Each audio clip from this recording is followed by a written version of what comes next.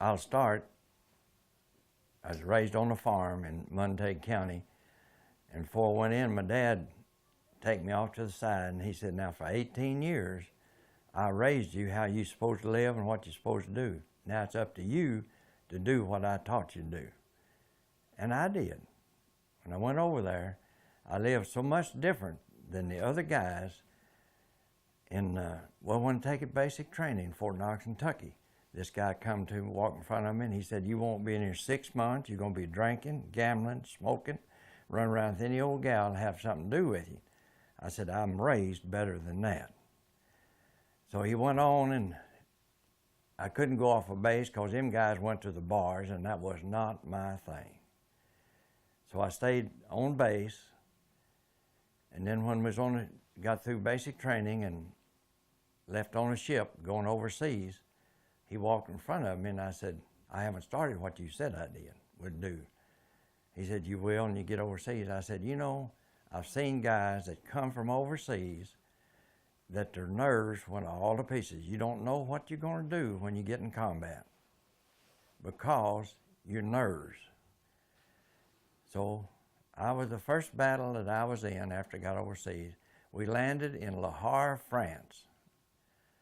There was no docks there for us to land on. That was the longest gangplank I ever seen in my life. The ship pulled along shore, and that gangplank went all the way to the land, and we had to walk down it. Then we went to a town in Belgium, and I can't think of the name of the town. Then we went from there to St. Vith, Belgium, in the Battle of the Bulge. Snow was over knee deep. We was in it 24 hours a day. Nothing to eat because it was all our food was froze. It's 30 below zero. They said, now I can't prove that. And the water was froze, so while we was up there, we had to do without food and water. We had a candy bar we could eat once in a while, and it was froze. You stick it in your mouth, do like that, and break it off so you let it dissolve in your mouth. Then we left there, and we went to Brussels, Welkenrad, Belgium. And then that was on February the 2nd, we went there. Then for 3 weeks, the snow was melting, and we had to work the supply lines so they get stuff to the front line. We went to the front line with a shovel, carrying our grease gun on our back, cleaning out the bar ditches and stuff, let the water drain off. We did that for 3 weeks, then we come back and went back into the combat, doing whatever to do.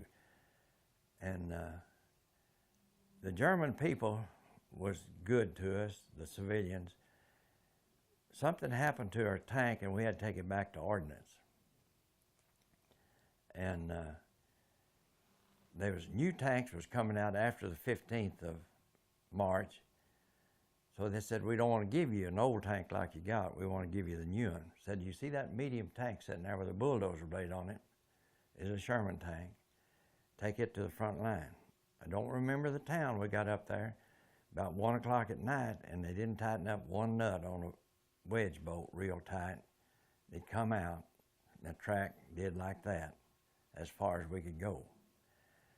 So the sergeant and the corporal said, we're going to find a place to sleep tonight. So they went down this little old lane, and there's a German, 2 couples in this house. We taken some 10-in-1 or 5-in-1 or 10-in-1 rations down there. Told the ladies we hadn't had anything to eat in a couple of days, so they sat down and fixed us a meal. And we had them to eat with us. That way we knew it wasn't poison. I don't know where they slept, but 2 of us slept downstairs and 2 of us slept upstairs. We told them it'd been quite a while since we'd had a bath. So the next morning they rapped on the door and said, your bath water is warm and breakfast is on the table. So we sat down and eat breakfast with them. Then we went out and taken our bath. Now we put our dirty clothes back on, but at least we washed our body. Then we went from there on to the front line, different places, and we had to cross the Rhine River, and we sat there quite a while waiting for them to get the pontoon bridge built.